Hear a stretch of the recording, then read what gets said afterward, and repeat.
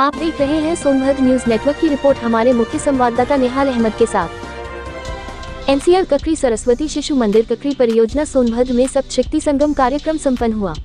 मुख्य अतिथि के रूप में डॉक्टर अपर्णा त्रिपाठी, प्रवक्ता काशी विद्यापीठ शक्तिनगर एवं विशिष्ट अतिथि के रूप में डॉक्टर निर्जा गुप्ता, प्रवक्ता भगवान अवधूत राम महाविद्यालय अनपरा एवं अध्यक्ष के रूप में श्रीमती सीमा उपाध्याय, विश्व परिषद विभाग संयोजिका ने संयुक्त रूप से मां सरस्वती के सम्मुख दीप प्रज्वलित करके कार्यक्रम का उद्घाटन किया।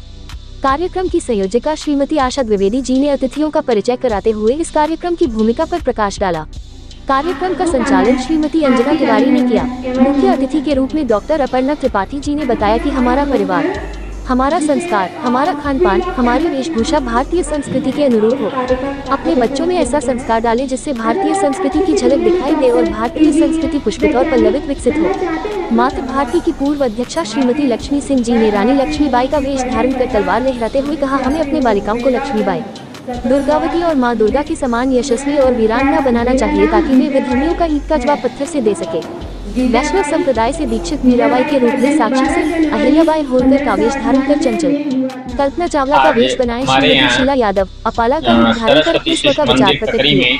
विशिष्ट अतिथि डॉक्टर निर्जा गुप्ता ने भारत के विकास में महिलाओं की भूमिका विषय पर अपने विचार व्यक्त किए। इस अवसर पर श्री सुरेंद्र कुमार द्विवेदी, प्रधानाचार्य सरस्वती शिशु मंदिर ककरी परियोजना सोनभद्र, श्री राजेंद्र प्रसाद गुप्ता, संपर्क प्रमुख भारतीय शिक्षा समिति काशी प्रदेश एवं कुटुंब प्रबोधन प्रमुख की गरिमा में उपस्थित रही। इस अवसर पर नीतू चौहान, रेणु तिवारी, फुलंती देवी, साहिबा मिश्रा, श्रीमती अर्चना सिंह जी को अपने विशिष्ट समाज सेवा के लिए सम्मानित किया गया। अपने पुराने स्वरूप में नीतू चौहान, मंजू द्विवेदी ने अपने विचार व्यक्त किए। कार्यक्रम के अंत में अध्यक्षीय भाषण के क्रम श्रीमती सीमा उपाध्याय ने समाज को भारतीय संस्कृति के अनुरूप बदलने का अनुरोध किया।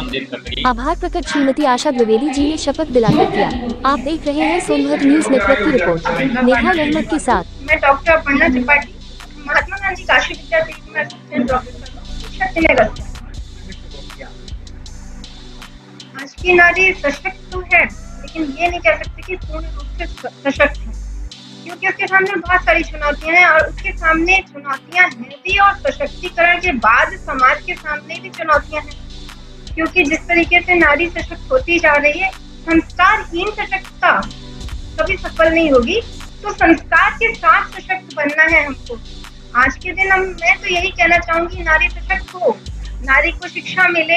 और सशक्त होने का मतलब एक आर्थिक रूप से सक्षम हो, अपना भी और अपने परिवार का भी। वो इस समय उसके ऊपर दोहरा भार तो है, घर को भी संभालती है, बाहर को भी संभालती है, लेकिन इनके साथ साथ जो नवी युवतियां आ रही हैं, उनकी थोड़ी सोच में अंतर आ रहा है और वो एक चिंताजनक है। आज जरूरत है हमको अपने पुराने संस्कारों को फिर से, जो पहले की नारियों में जो संस्कार हुआ करते थे, जो वो परिवार को लेकर चला करती थी, वो फिर से पुनः उनको लेकर के आना। नीरज गुप्ता, प्रवक्ता वनस्पति विज्ञान। बदल रही है और सशक्त नारी की क्या पहचान है?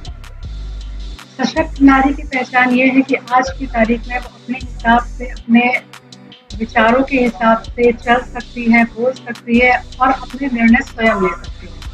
यदि वो अपने निर्णय स्वयं ले सकती है तो उसको वो बोलने की आज़ादी, चलने की आज़ादी होनी चाहिए। लेकिन कुछ चीज़ों में ये है कि एक लिमिट होनी चाहिए, जहाँ पर हम अपने संस्कार के साथ चलें, जहाँ पर मायने रखता है कि भारतीय संस्कृति और भारतीय चरित्र की विशेषता वो अवश्य होनी चाहिए। स्वतंत्रता या सफलता का अर्थ ये बिल्कुल नहीं होना चाहिए कि हम किसी भी तरीके से कुछ भी कर लें जिसके लिए कोई रोके टोके ना, जो आज की पीढ़ी को बर्दाश्त के बराबर है।